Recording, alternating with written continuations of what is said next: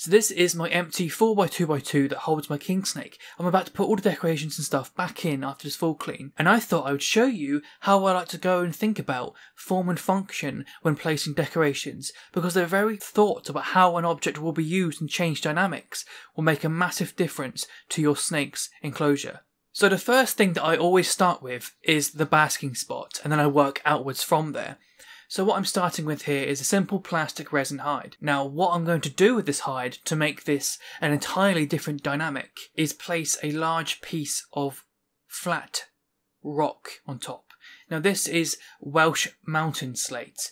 Now what this does do is, one, I'm using it to actually pin the probe in place, but just this very rock changes the entire dynamic of how this actually gets used. So what we have is radiation coming from above, hitting this slate, and then warming up this slate. And once this slate warms up, it then transfers down into the hide, which then warms the hide like an overhead radiant heat panel. So what we've got now is the heliothermic choice of basking above, with light and UV and a nice warm basking surface, versus below, which we've got is thigmothermic basking opportunities, which is warm surface areas in darkness. So we've got warm and dark beneath, or warm and light above. We've created the entirely different choices of two different methods of basking behaviour just by placing a rock on top of a hide. So now you can start to see from this very basic example is putting thought into how you decorate the enclosure completely changes how the snake behaves, or at least has the choice of how it behaves. Now after this, I'm going to start on my substrates. Now I'm using lignosyl shavings, but obviously the concept and the thought process around all this can be applied to whatever species that you're going to use. Obviously use your head and think about whether this will apply to your species. But for most common species like corn snake, king snake, etc., this pretty much applies. So what I'm going to do here is fill this enclosure up with a nice decent layer of shavings for the king snakes to burrow within. And I'm actually going to shove it all into the hide, so the snake actually has to dig it all out and then personally customize that area to how they want to sit in the hide.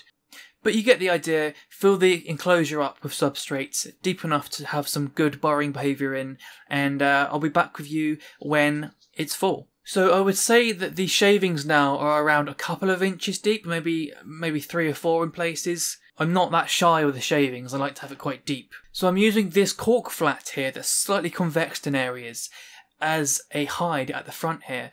First of all, it's going to conceal the entrance at the front to the hide, adding a little bit of security there.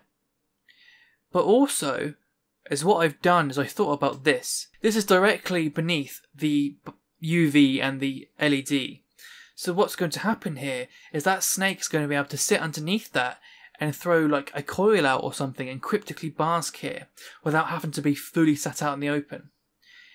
Just by placing the object there and thinking about how the animal can adapt its behaviour around that, we're actually allowing many more options. And I'm also putting this other piece along the back here in the centre. Now what this is going to do is offer an area to transverse within it, underneath it, but also along that back. We're blocking off visual access to that back there, adding security along the entire length of the back, in theory. This means the snake doesn't have to choose between what it wants thermally and its ability to thermoregulate versus its security needs. If the security needs are met, then the snake can make choices that it would do without having to make sacrifices. And that ends up being a more comfortable, less stressed animal, and that's the goal of all of us pet keepers, really. Now I'm also adding a humid hide here. Now I know my king snake is technically an arid species, but they do use and utilise humid microclimates. It's especially helpful for shedding, and also it's just a choice for them. So I make sure that's available at all times. Now what I'm introducing is all of my logs and branches I've collected that I've dried and got ready for this enclosure. Now at this stage it really is a kind of free-for-all. I am kind of just placing things and seeing where I like them, and then I add in things to fill in around that. I collected quite a few of these oak branches for this enclosure, so I can create lots and lots of nooks and crannies. and lots of dappled light in the enclosure as well for any sort of other type of cryptic basking not at the intended original areas. I'm putting in this hollow tube just as a area for them to sit in, but also it actually makes a cave beneath it. So by layering up like this, I'm creating so many different options of nooks and crannies. And I think this tube here was the placement that I was most proud of. Sounds quite nerdy, but this tube has a hole in the side of it, which means if I direct that hole upwards, not only is there a tunnel as an access from the basking site down below,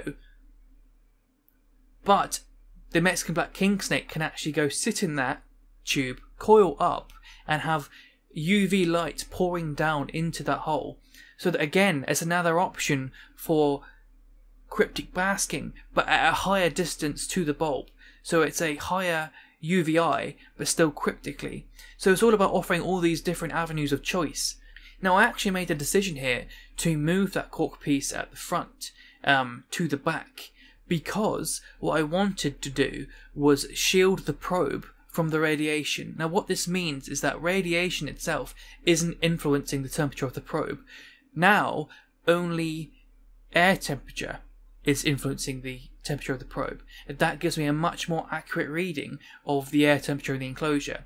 Plus, having that cork there allows access to that basking surface temperature on the rock without light. And I haven't really found a substitute for that front area, so I'm going to have to find some other piece of wood from elsewhere. So now what I'm doing is I'm putting in this massive piece with lots of branches and corridors coming off of it. I'm just going to shove it in there. And what I really like to do with these enclosures is just absolutely just layer them up. The amount of nooks and crannies it creates is insane. And the amount of options that animal has now for where it wants to go at any point in time to thermoregulate or explore or do anything is, I wouldn't say unlimited, but it's definitely a lot further than just the two hides. You know, the warm hide and the cool hide. The whole thing becomes a hide.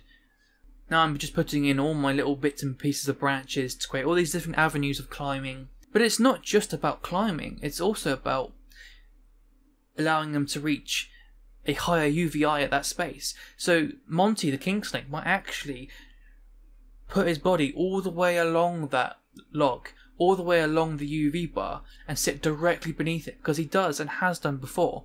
So what I'm doing here is allowing him to actually reach a higher UVI and be exposed. But he has also the other options of not being exposed and being cryptically basking. And what's even better is it creates areas of darkness beneath it and more dappled light for different basking opportunities. You can see how all the light starts to bounce around the place.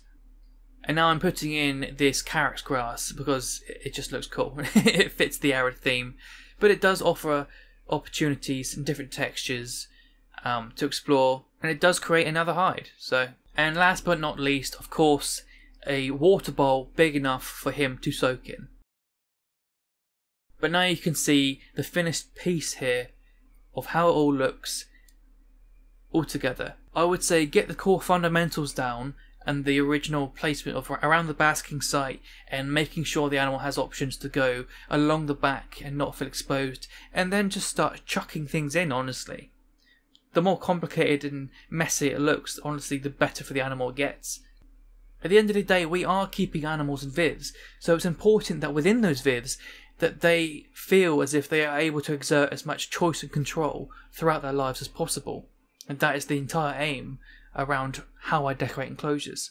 So I hope that's helpful. There's plenty of other ways to do things, but this is just how I think about it for my terrestrial king snakes. Of course, then this may not be how I would set up a carpet python, for example. But I'm hoping this video gave you some sort of light bulb moment during this video that you can go away now and make many more choices available to your snakes.